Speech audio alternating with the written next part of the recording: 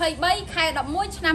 2025ចាអរគុណអតិថិជនដែលបានមកជួយទិញឈុតធំចំនួន3ឈុតចាហើយឈុតតូចចំនួន2ឈុតមួយឈុតត្រឹមតែ50000ទេបងប្អូនប្រើបានទឹករហូតដល់3000លីត្រចាធ្វើឲ្យមើលទីរបស់បងប្អូនស៊ីចំណីបានច្រើនឆាប់ធំងា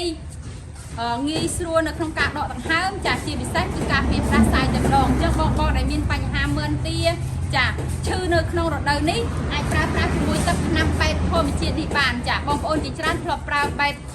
វិទ្យាសាស្ត្រហើយចាអញ្ចឹងអត់ធ្លាប់ប្រើបែបធម្មជាតិអាចធ្វើការកំងបានមួយឈុតតែ50000ទេបងប្អូនហ្វ្រីសេវាដឹក25ខែក្រុងមានទឹកថ្នាំ2ដបខ្ញីខួបចំនួនកន្លះគីឡូចាចំពោះរបៀបបន្ថែមអំពីអីវ៉ាន់បងប្អូនអាចសាកសួរបានហើយក៏អរគុណបងទាំងអស់គ្នាដែលបានជួយទិញនៅថ្ងៃទី23ខែ11ឆ្នាំ2025នេះដែរគឺមានតង់កស៊ូពូជចអាសូឡានិងទឹកថ្នាំសម្រាប់មុនទាផឹកនេះតែម្ដងហើយក៏មានអតិថិជនចាស់ត្រឡប់មកទិញតង់គ្រប់ឡានដែលមានຂະຫນាត4x11ចំនួន1ទៀងចាអរគុណណាស់សុខសប្បាយសំណាងល្អ